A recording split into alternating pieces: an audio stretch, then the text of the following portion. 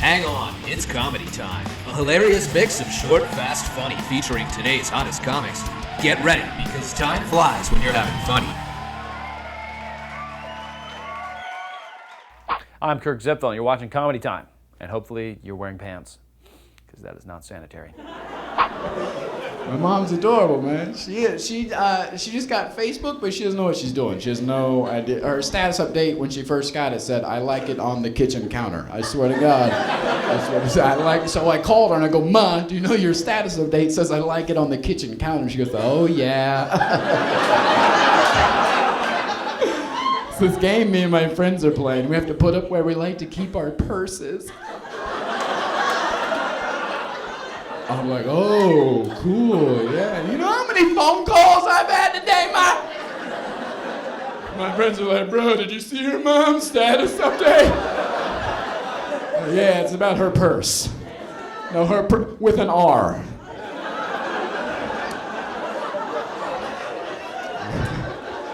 Took you a minute. It was like, carry the 9. Why is there an R in there? Her update that I said, "My son Michael Malone is my sunshine. I love him very much." Aww, yeah. And I was like, "Ma, other people can read this." When I'm missing the beach, she goes, "I don't care who can read this, Michael. You are my sunshine." I was like, unfriend.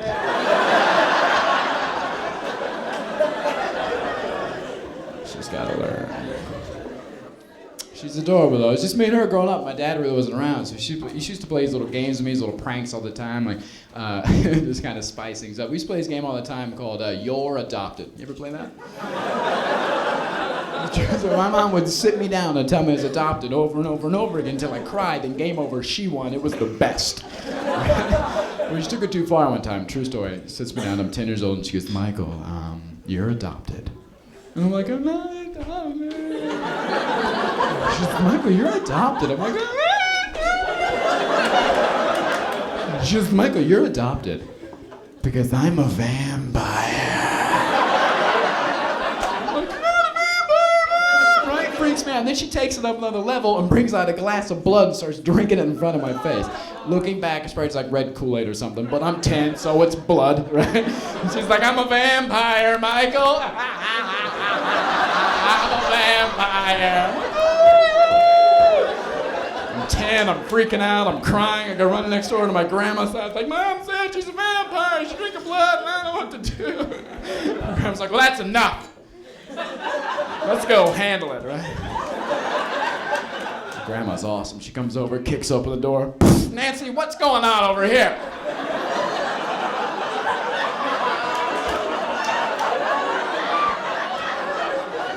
Mom goes, "I told him the truth. I told him we were vampires." Yeah, my grandma totally turns on me. She's like, "I guess he's old enough to know we're vampires, Michael. I'm your grandpire."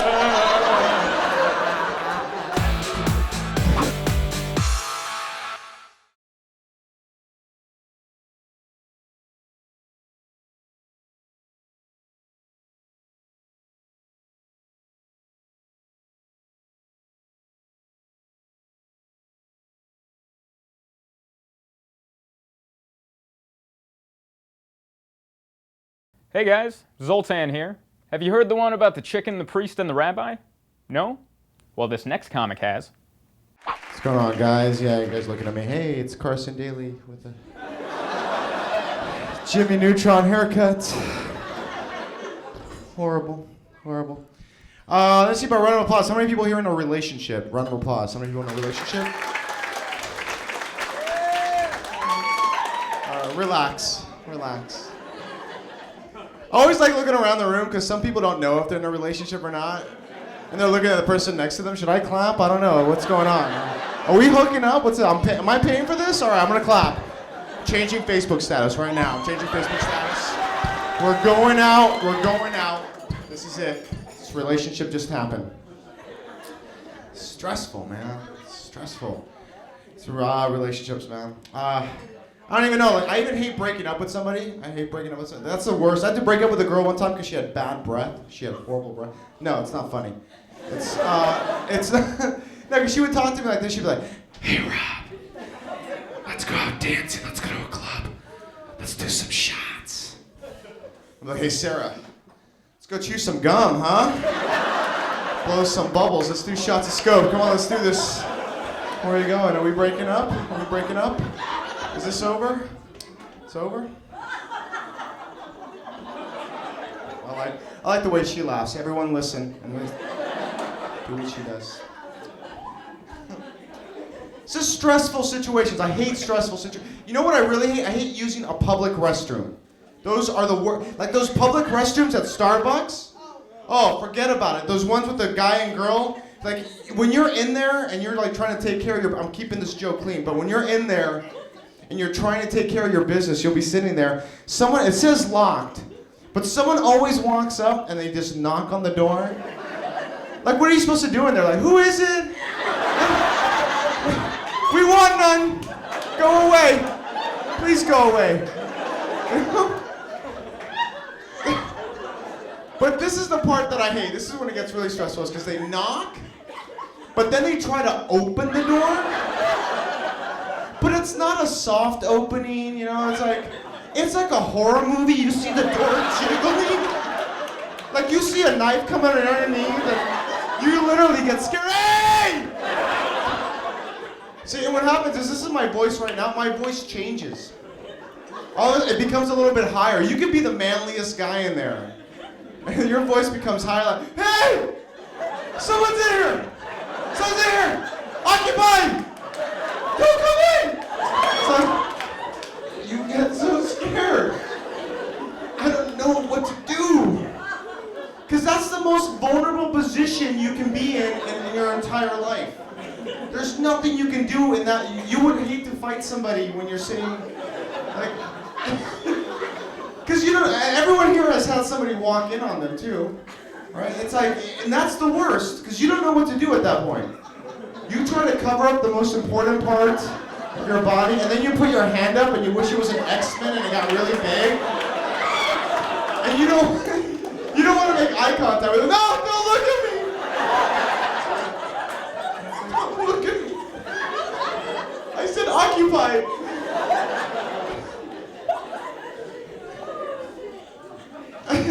There's even more stress to it all, too.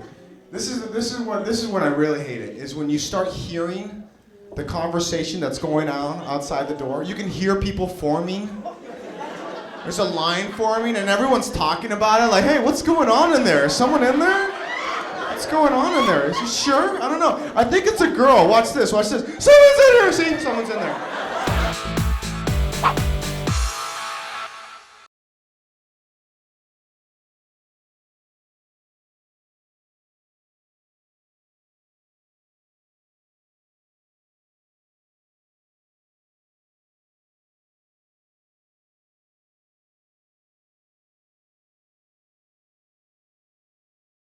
Thanks for watching Comedy Time.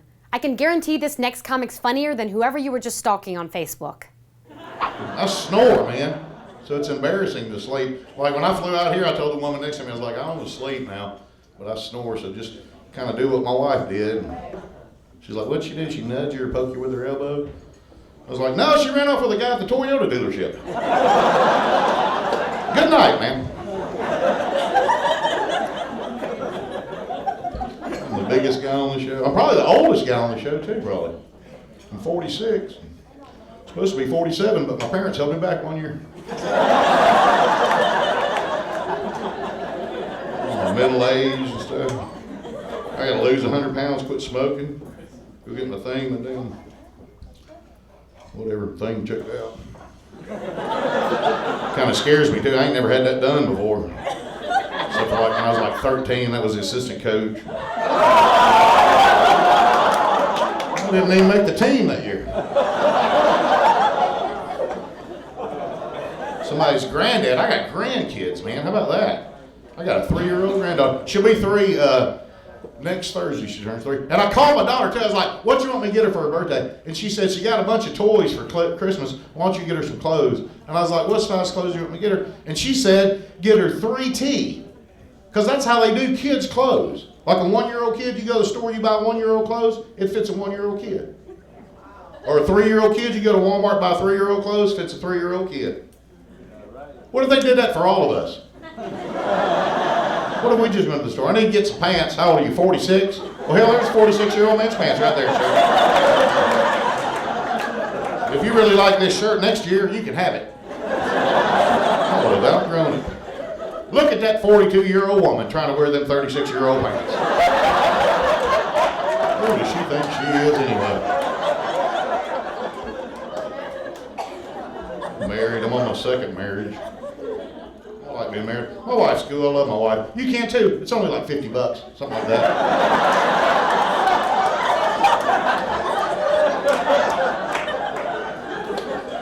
She just started doing stuff that I can talk about too. She don't really like for me to do it, but we will.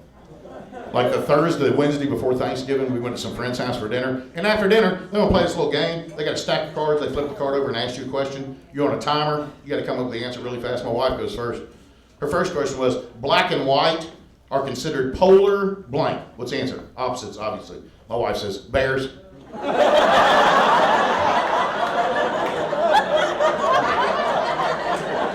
Her next one was, what's something you feel before you buy? Something you would feel before you buy, like fruit or bread. My wife says, excited. She feels excited before she buys it. And her last thing was, finish this phrase, no habla blank. Espanol, English. My wife said, Gation? No obligation? She is the one. We get along real good. We play practical jokes on each other. Like the snoring thing, my wife, we've been together 2 years, and my wife, we're just laying there talking one night, and she told me what she'd been doing. When I'm snoring and she can't get to sleep, what she do is she just go, Jack! Then she'll turn over and act like she's asleep. And I wake up going, what the hell? And then there's nobody there. And they gave her like 10 minutes to go back to sleep. And for 2 years, I kind of walk around thinking, somebody keeps screaming my name when I'm asleep. And you can't even talk to your friends about that. They just kind of stare at you. So a guy walks into a bar and hits on a waitress. Typical. Not reaching you with that one? Well, this next comic's gonna do better than that. Ha! Check him out. I actually recently discovered the most powerful drug I've ever had in my life. I was taking a bus home for Christmas because I wanted to treat myself. And I had to use the bathroom. The bus station bathroom is the most powerful drug on the face of the earth. Because I walked in pissed that my bus was late, and I walked out just happy to be alive. That's some good stuff right there. In less than 5 minutes, I went from, man, I'm gonna miss the Laker game to, syphilis isn't that bad. I could rock with that. I don't know how many of y'all take the bus, but if you do, I don't know why you paid to get into the show tonight. You probably should have saved that money. I was raised on the bus because I grew up with cheap parents. My parents would do stuff like in the wintertime, heat was for guests.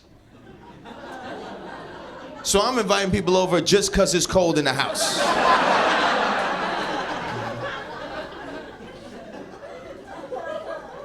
Do you know how hard it is to play Nintendo with mittens on? You can't get to the next level. My company comes over, I'm sitting there in my winter coat, my hat, my scarf. Oh, Mom, this is ridiculous. Why don't you just turn the heat on? That's how you get your money's worth. I didn't pay all that money for that coat just for you to wear it outside. When I said you was gonna wear it all winter, I meant all winter.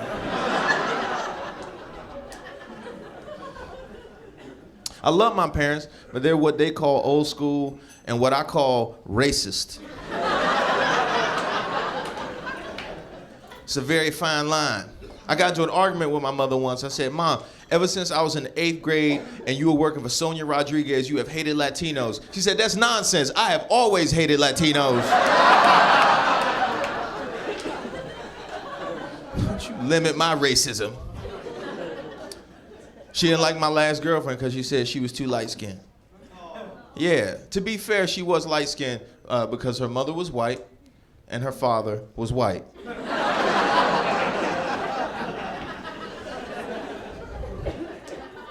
She was white, you know. Dealt with it the best we could. I remember showing my grandmother a picture of my girlfriend. You buy a wallet, you supposed to take the white people out first.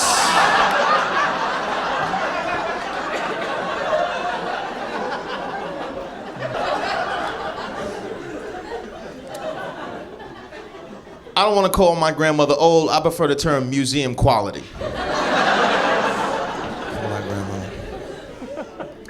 I asked her one time, I said, what's the problem with me dating different people, right? What's the problem? She said, well, I'm afraid you'll become a success later on in life and you will leave a sister for a white girl. I said, well, the best way to solve that is to just date white girls now. That way, if I leave her for a sister, then I'm a hero.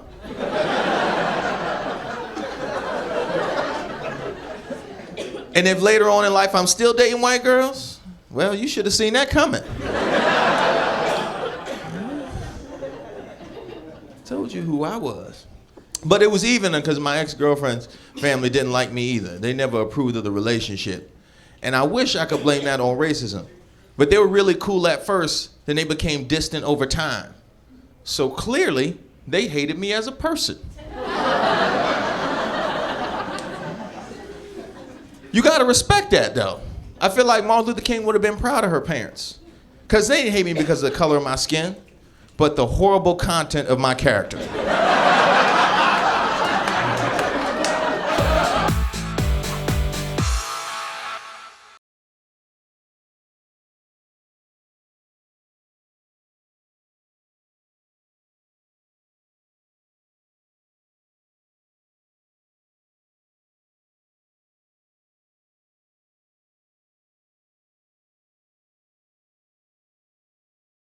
Hi there, and welcome back to the Super Happy Fun Time Show with laughter, or as we call it, comedy time.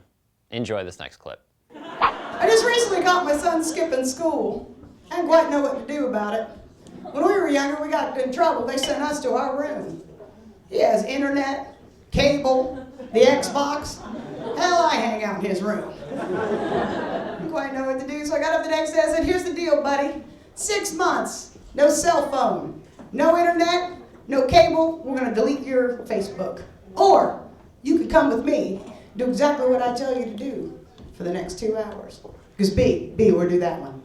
Great, get in the car. I drive to a lake near my house. On that lake, there's a bunch of ducks swimming. I said, what I need you to do is get out and go catch a duck. He said, what? I said, go catch a duck. Ladies and gentlemen, best 45 minutes of my life. He comes back, he is covered in duck poop and mud from one end to the other. But he's proud of himself because he caught that duck. He says, is that it? That's all I have to do? I said, yep. But just so you know, I filmed that. You ever skip school again, I'm going to post it on your Facebook.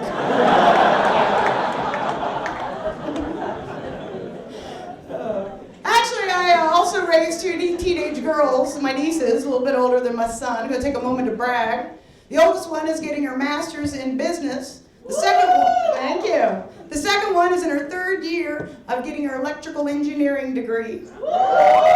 My son will graduate high school this year with his AA in college done, and he wants to go on to be a doctor. Wow. Yeah, I'm officially the black sheep of my own family.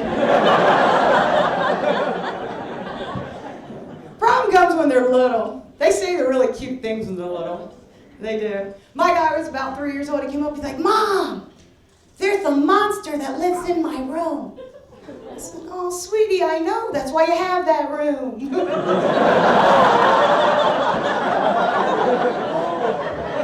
But don't get out of bed, because that pisses him off. Write that down, people. It's freaking genius. I may not be Mother of the Year, but my evenings are peaceful. All you have to do is plant the seed when they're really little. Every once in a while, go there and kick that bedroom door open. Did you hear that? Well, that sounded like growling to me. Night-night. Not only brilliant, nearly impossible to prove in court.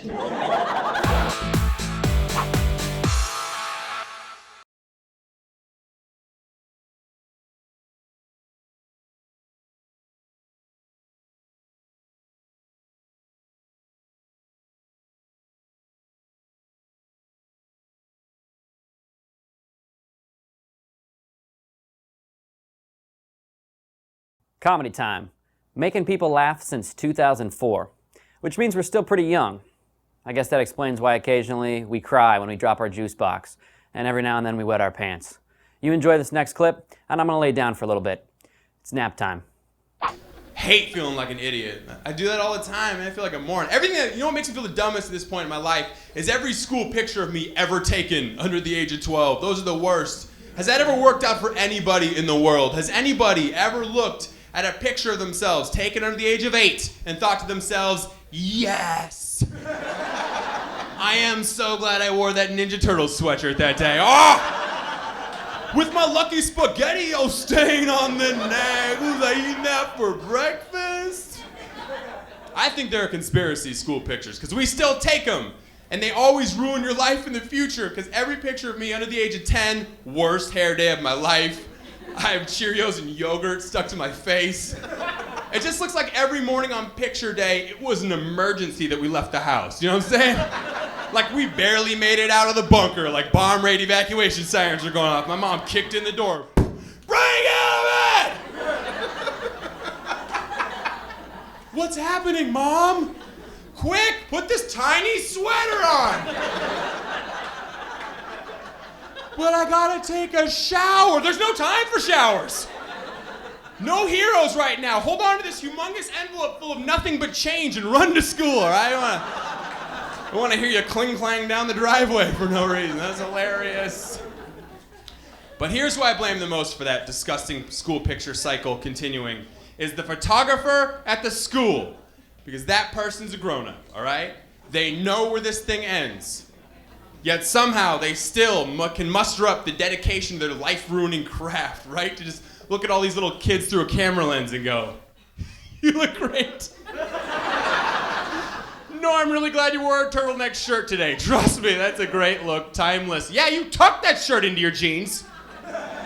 Right into the elastic band on that denim, right into that elastic. Are you, no way. Do you have a rat tail haircut? You put that in the front. What are you, crazy?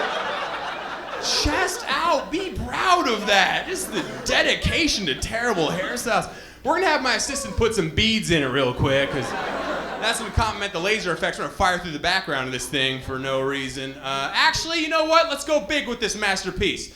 Do this pose for no reason whatsoever.